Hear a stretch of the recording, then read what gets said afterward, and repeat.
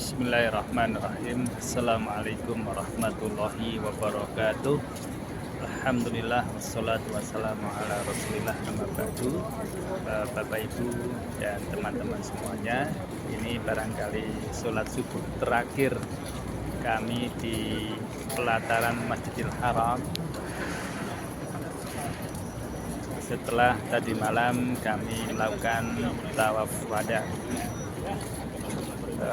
Tentunya kita sebagai orang yang beriman, insyaallah ta'ala masih berkeinginan untuk bisa tinggal di Masjidil Haram, atau nanti masih ingin sekali Allah mudahkan untuk sama-sama bisa ke Masjidil Haram. Baik, satu hal yang perlu kita ketahui dan ya kita baca itu, membaca permohonan perlindungan, di mana sebelum salam atau di saat kita tawaf kita membaca doa, Allahumma inni a'udzubika min adzabi jahannam wa min adzabil qabri wa min fitnatil mahya wal mamati wa min syarri fitnatil masiihid dajjal, yang artinya Allahumma, ya Allah, aku berlindung kepada Engkau dari neraka api jahanam. Kemudian aku berlindung pada Engkau dari fitnah kubur. Aku berlindung pada Engkau dari fitnah hidup. Dan aku berlindung pada Engkau dari fitnah al-masih ad-dajjal. Empat hal ini sebagian ulama memandang wajib, ya, diwajibkan untuk membaca doa ini, namun ada yang anjuran, ya. Yang jelas ini doa yang sangat bagus untuk kita panjatkan kepada Allah di saat kita berdoa, begitu.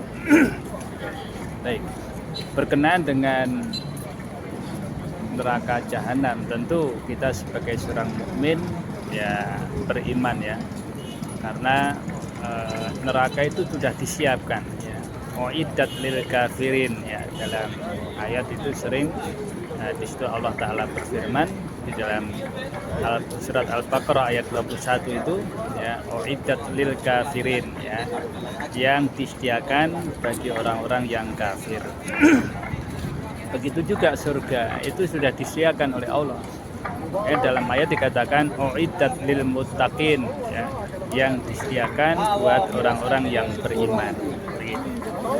Tentu kita berharap memohon pada Allah semoga kita semuanya, kaum muslimin juga yang lainnya, saudara-saudara kita dimasukkan ke dalam surga Allah dan dijauhkan dari api neraka.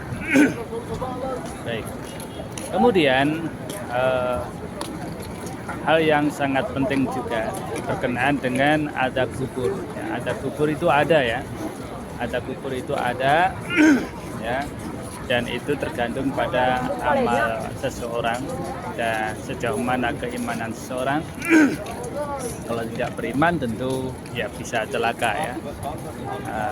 Makanya di antara fitnah kubur, bukan di antara, ya, dalam sebuah riwayat bahwasanya fitnah kubur itu adalah pertanyaan malaikat, ya, munkar dan nakir di alam kubur, yaitu ketika jenazah itu dimakamkan, maka didudukkan oleh dua malaikat, nanti didatangi begitu, kemudian ditanya man rabbuka wa man nabiyuka wa ma dinuka. Itu tiga hal itu.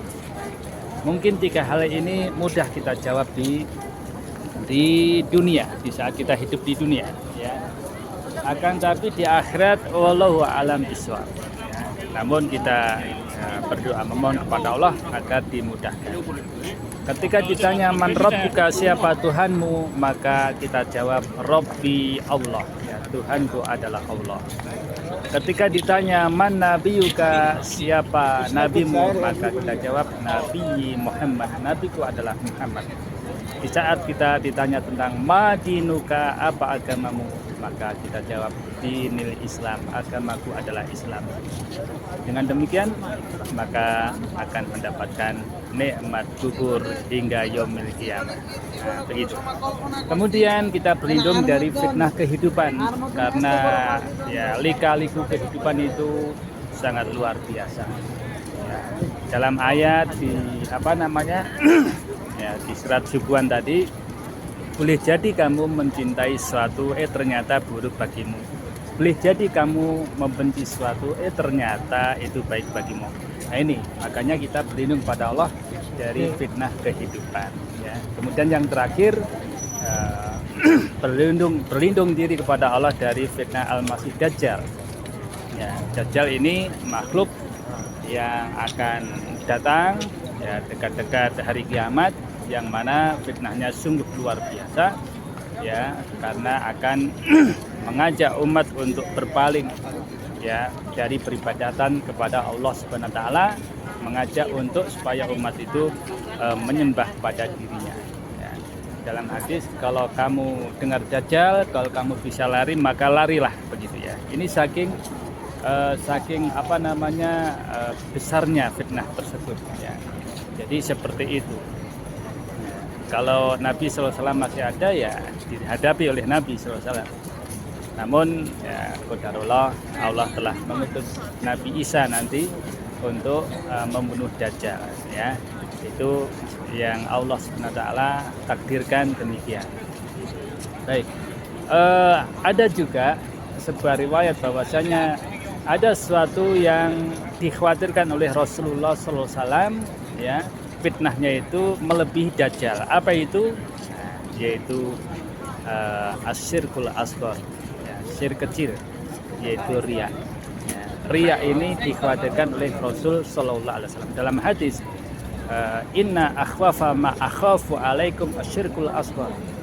Ya, sesungguhnya sesuatu yang aku khawatirkan menimpa kepada kalian adalah syirkul asghar, yaitu syirik kecil.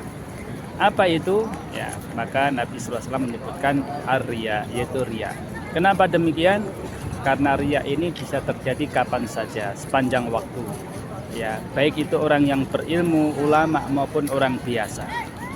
Nah itu ya, makanya dikhawatirkan oleh Rasul Shallallahu Alaihi Wasallam melebihi kekhawatiran beliau terhadap Dajjal. Kalau Dajjal itu hanya terjadi di akhir zaman. Tapi kalau riya maka bisa terjadi kapan saja, termasuk kita umroh itu kadang-kadang bisa jadi ya terbesit rasa riya, maka kita berlindung diri kepada Allah Subhanahu wa taala. Semoga umroh kita ini lillahi taala, untuk meningkatkan derajat kita, untuk supaya dosa kita diampuni, dan mendoakan saudara-saudara kita yang lain agar supaya bisa umroh seperti yang kita lakukan saat ini. Saya kira demikian Bapak Ibu, terima kasih dan mohon maaf ya, nyuwun pangapunten kalau seandainya ada kata-kata yang kurang berkenan dari kami, dan jazakumullah khairan yang telah mendengarkan apa yang telah kami sampaikan. Mudah-mudahan bermanfaat untuk kita semuanya. Terima kasih. Kita akhiri, subhanakallahumma wa bihamdika asyhadu an la ilaha illa anta astaghfiruka wa atubu ilaik. Wassalamualaikum warahmatullahi wabarakatuh.